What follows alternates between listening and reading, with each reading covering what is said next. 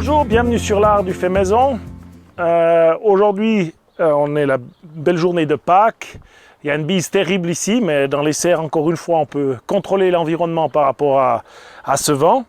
Et puis j'ai décidé aujourd'hui de planter les latas parce que je me trouve, donc les tomates latas, parce que je me trouve dans une situation où les bacs dans lesquels j'ai repiqué mes tomatiers, les tomatiers grandissent chaque jour, ils commencent à devenir extrêmement grands. Et je ne vais pas pouvoir les garder là-dedans encore plus de quelques jours. Si on regarde maintenant un tomatier à ce niveau-là, on va voir que le système radicillaire, il a encore un petit peu de place. On voit en bas, il peut encore se développer. Mais d'ici 5-6 jours, je vais me retrouver à court de terre et les tomatiers vont commencer à végéter.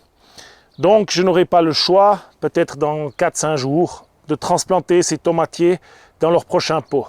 Seulement, c'est bien clair qu'à ce niveau-là, ça m'est plus difficile de transporter un grand nombre de tomatiers. Je vais augmenter par 3 ou 4 le nombre de caisses qu'il faut tous les jours rentrer pour les mettre le soir au chaud. Et c'est un boulot qui est considérable, un travail qui est considérable. Donc, je repousse ce délai au maximum pour pouvoir le faire le plus tard possible. Toutefois, les latas, leur grand avantage, c'est qu'elles sont aussi belles que ces tomates. J'en ai là des latas. Elles sont aussi belles que ces tomates, mais leur croissance qui va être maximum jusqu'à cette hauteur, elles sont déjà en train de mettre les fleurs au sommet. On voit déjà qu'elles ont les petites fleurs ici, c'est magnifique, là. Elles sont déjà en train de mettre les petites fleurs. Donc je vais planter ces tomatiers dans la serre et avec une technique simple, on peut les garder, on peut les protéger du froid. Déjà dans la serre, c'est difficile que ça gèle, mais quand même, il y a un certain risque. Alors moi, j'ai une petite technique que j'ai testée ces quelques dernières années où on peut descendre vraiment à des températures jusqu'à -6 sans problème. Il existe plein de techniques en mettant un bidon dessus, des couvertures.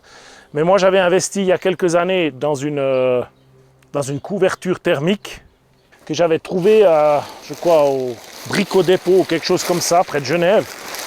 C'est assez extraordinaire parce que je peux simplement, en protégeant, pour pas que ça écrase mes tomatiers avec une structure qui pourrait être du fer à béton ou différentes choses, du bois, le soir venu, je peux simplement tirer la couverture sur les tomatiers.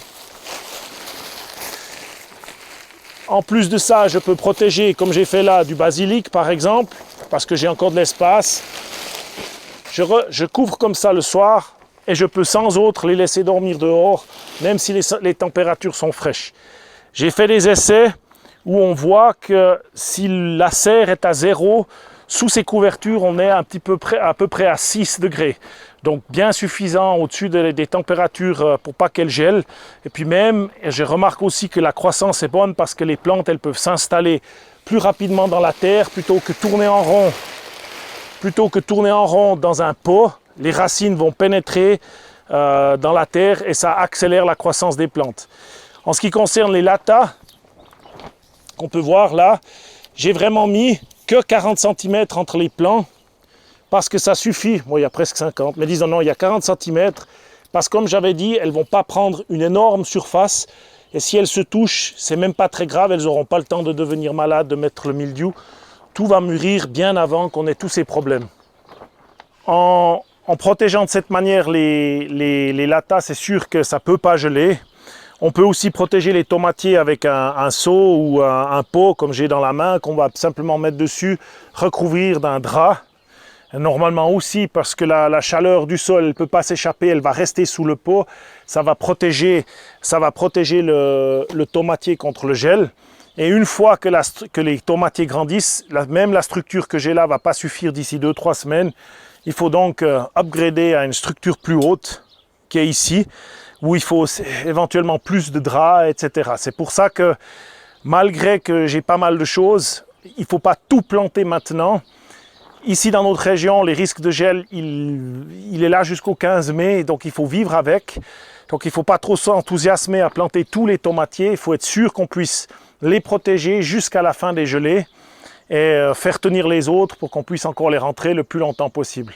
Donc moi j'adapte un petit peu ma stratégie en fonction du matériel que j'ai Et c'est pour ça, encore une fois, que la lata, vu sa petite taille, elle ne va pas se mettre à pousser aussi vite que les variétés qui vont plutôt en sorte de liane. Et je vais pouvoir les protéger très longtemps et rapidement maintenant avoir des tomates. Et ça, c'est aussi ce qu'on cherche avec les serres, c'est d'utiliser cette capacité à faire mûrir vite ces tomates. Encore une chose extrêmement importante quand on arrose les tomatiers dans cette saison où il peut y avoir un gros écart de température entre l'extérieur et l'intérieur, spécialement pour les gens qui collectent l'eau de pluie ou comme moi qui collecte l'eau de glace ou de neige qui est tombée dernièrement. Si vous arrosez ces tomatiers, qu'ils soient au sol ou là-dedans, ce serait encore pire avec de l'eau glacée. Ils vont tout de suite avoir des graves problèmes. Les feuilles vont se rétracter. Il va y avoir des phénomènes qui font que vous allez pas les tuer, mais vous allez perdre beaucoup de temps sur leur croissance.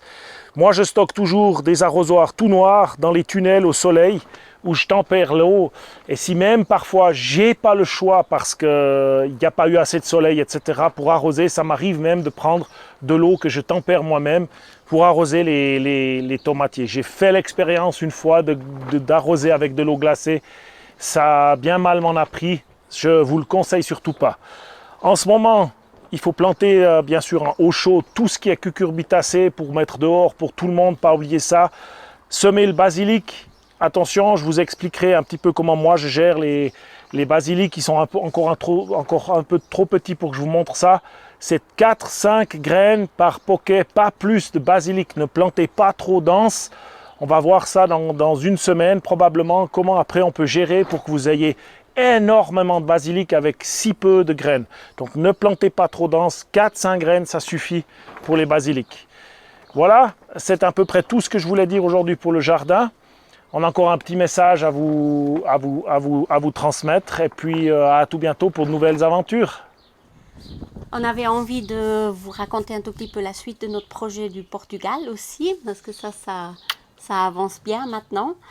En effet, donc c'est tout frais, c'est des nouvelles toutes fraîches. Donc la maison maintenant, elle est vendue. On a signé avec un charmant couple qui va reprendre notre maison. On est vraiment contents. Ouais, on est content pour eux. Il y aura à nouveau des jeunes enfants dans la maison, c'est super. Ça va être génial. Et oui.